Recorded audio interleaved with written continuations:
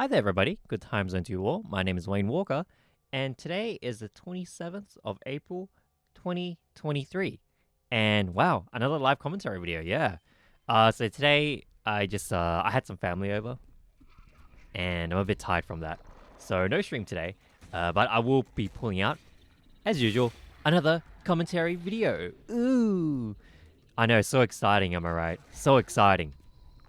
It's like 10 to 15 minutes of your boy Wayne just rambling on about whatever's on his mind.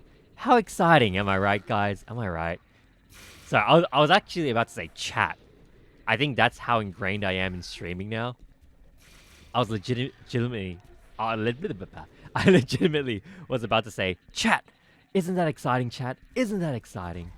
But yeah, man. But today, I think the one thing that I wanted to talk about today, I do mention this quite a bit, or I do talk about kind of behind the scenes stuff or content a lot on my channel, on my twitch.tv channel, which is twitch.tv/Wayne Walker CH, by the way, if you didn't know.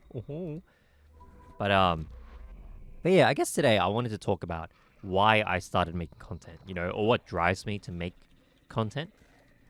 And yeah, obviously, as someone who was born in the age of the internet, I've grown up basically born and raised off YouTube, right? For better or worse. And I guess some like really, really influential creators that had an impact on me. Not just as a person, honestly, but or as a consumer, but also as a producer of content now, right? As a creator of content. Definitely people like, for example, the Yogscast. I don't know if you guys remember the Yogscast. They became huge off their Minecraft Let's Play, as well as Shadows of Israfel. I don't know if you guys remember that, Shadows of Israfel. But yeah, that's right. It's been that long since Shadows of Israfel was first released. Oh my god.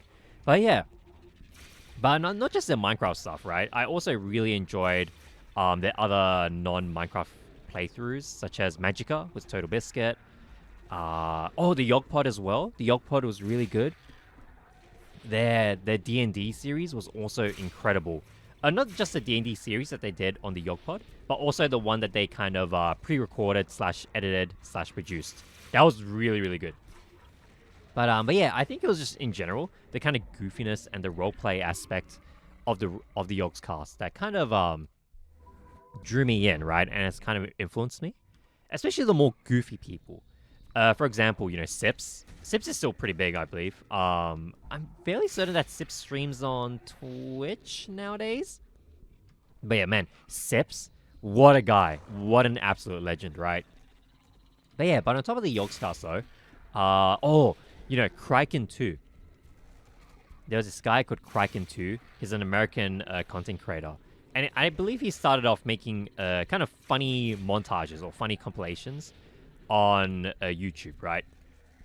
And I think at the time, the one thing that made him really, really different from others is that he used to subtitle his videos, right? He did like the funny subtitles for his dialogue / roleplay / videos. And yeah, I don't know. And especially as Kraken started maturing as a content creator, right? He started leaning more towards the more weird, absurd, kind of roleplay-y aspects, especially nowadays. I think Kraken and his friend group, they do a lot of roleplay stuff in like GTA Online or what's the other name? Game. Barotrauma, I believe. I think they also play a lot of Barotrauma as well. Oh, and Zomboid as well, right? There's also games that they can roleplay with. But not just Kraken, but also, of course, the people who he collabed with, such as the guys over at A Bad Feeling. And who else was there? Oh, Bed Bananas as well, of course. Bed Bananas is legendary. Oh my god. I was watching his more recent Zomboid video. It's so good. It's actually amazing how these random guys can ad-lib and make an impromptu kind of storyline off the cuff, right? And it just works. It just works. But yeah. But I guess those are the people who kind of have inspired me, or I guess have influenced my kind of sense of humor or my style of delivering bits or humor, if you guys find me funny at all. But yeah, Though, how I started making content, though, or what drove me to start making content, I've told this story so many times on my Twitch. But essentially, what happened was I was in a Discord call with a few friends of mine, and we're talking about content creators, right? And we're talking about people's content. And all of a sudden, it just, like, it hit me. It was like a sudden urge. Or rather, not an urge, rather. It was like a really strong kind of gut response, right? It kind of hit me in the gut where I just started to think to myself, okay, I really want to make starting. I really want to start making content, or I really want to, you know, I want to stop being solely a producer of content, and I want to move towards producing content.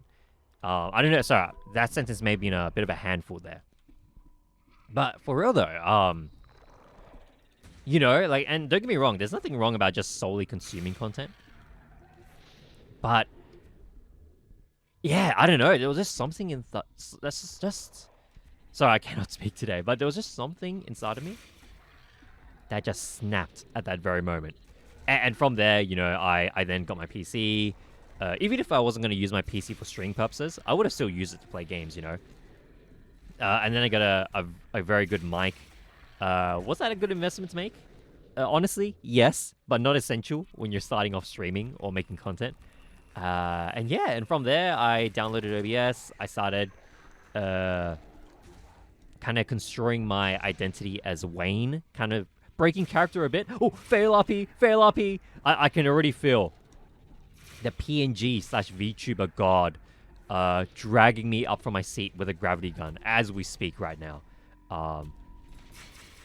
If I get shadow banned, or if I just get banned off the server, please do take care of my stuff, guys. But yeah, I don't know. As of this moment, I've only been streaming for about 3 months, I believe. I've been only streaming for about 3 months, but or just producing content, I should say, for about 3 months. You know, streaming, making shorts, now doing these pre-recorded kind of live commentary videos. And man, I really do enjoy every second of it. Even the troubleshooting stuff, you know. I know that sounds kind of peachy, kind of flowery, but I really do enjoy this, you know. I genuinely really do. I feel as though it's just a great way for me to talk about, you know, what's on my mind. It's also a great way to just let out my creative juices. It's genuinely a really great way to let out my creative juices and my strange kind of bits/humor, you know. Because even before I started streaming, I was still a strange person. I'll admit, you know, I'm a strange lad. I'm a bit of a strange guy. And even, like, with my friends on my Discord, or on Discord, or just IRL, or on the rare occasion that I'm playing a TT RPG, yeah, I would let my eccentricity... I don't know if that's a word. I apologize there. But I'll just let my personality flow, you know? I think there's a great line from Bocce the Rock that really sums it up well. And I might be butchering this line, by the way. My apologies to any Bocce the Rock fans. But I believe it was the bassist. I believe it was the bassist in Bocce the Rock that said something along the lines of throwing away your uniqueness is basically the equivalent of dying. Something, obviously, that's not word for word what she said, but it basically was, again, along those lines, right? If you kind of lose or you give up what makes you, it really does just, for the lack of a better word, it kind of eats away at your soul, you know? I was going to use a more stronger word there, but I don't think YouTube-san would like that. So, and ideally, I would not like to anger the YouTube gods. Gomenasai. But yeah. Man. And yeah, like, I'm just trying to think of what else I want to do for the future, you know? Like, I guess the downside, right? I guess the downside to producing content, at least from my experience, right? The downside to streaming and editing and making shorts and, you know, planning stuff out, talking to other people, whether that be content creators or artists. Admittedly, mostly artists. not, to be honest, my networking game. I know it's kind of like a meme, but my networking game is not the best. Not the best. All my marketing skills, genuinely not the best as well. But yeah, I don't know. I guess, well, sorry, I do know. So that's a bit of a force of habit for me to say, I don't know. It's like a filler word, right? Oh, I also said another filler word right there. I said like, very unnecessarily. Ooh. But, yeah. Oh, there's another filler word. Oh my god. But yes, I think, the downside, right? Or at least, obviously, you know, producing this content takes a lot of time, right? Producing this content, at least from my personal experience or the way that I'm doing things, producing this content takes a lot of time off my day, right? Which does mean that unfortunately, nowadays, I don't really have a lot of time, or I don't spend as much time as I used to like, consuming content, you know?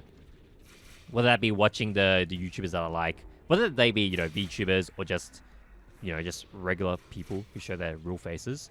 Sacre bleu! But yeah, I just, these days, I've been consuming a lot less content.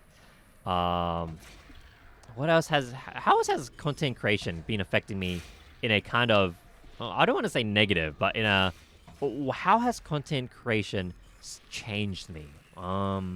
Oh, that's a deep question. That's like an interview question right there. That is genuinely an interview question right there. How has content creation changed me? I guess nowadays, not gonna lie, I do pay attention to the numbers a lot more than I used to. Which is, you know, sometimes a bit kind of frustrating or disheartening, to be quite honest with you. But I try not to, but I'll say this. I said this on stream, and I will say it again on this live commentary video, right? I think as a content creator, my main goals is to, one, obviously, I want more views, right? If you ask an artist the question, hey, would you want more people to view your art? They're going to be like, of course. Are you crazy? I want more people to look at my art. And, you know, more views is nice. But I think for me, I want to build up a good base of regular viewers, right? And afterwards, and also, so not afterwards, but also, secondly, so I was going to say secondarily there, but secondly, I think what I also want to do as a content creator is I want to really push engagement, right? And by engagement, most recently, I've been looking at my Twitch stats, specifically the engagement panel, and just seeing how much minutes watched each stream gets, right? Ideally, I kind of want to max that out as much as I can. At least I want to push it. Because maybe I'm thinking of it in the wrong way, and you can comment if I'm smart by doing this, or if I'm crazy by doing this, or if I'm overthinking things by doing this. But I don't know. A part of me feels as though the more a person engages with my content, especially my live streams, it's a good sign that I'm either like an engaging speaker, or I'm just funny, I'm entertaining. Maybe I'm crazy. Maybe that's the reason why people watch me. I don't know. I haven't released the Wayne Walker census. But yeah, wow. Also, I really wasn't expecting that, but we got a new high score of 245.8340. We're going to beat Skunky and Axe one day. Actually, no, I'm not. Those were big words right there. Those were big words. Axe or Skunky, if you guys are watching this, hey fellas, good luck on the runs. Do your best, because I'll also be doing my best at a slower pace than you guys. Anyway. Ooh, sorry about the mouth sounds there. I did not hydrate well enough today. But anyway, I think I'll call it there. That was a solid, I think, 13 to 14 minutes of live commentary. But thank you so much, everybody, for watching.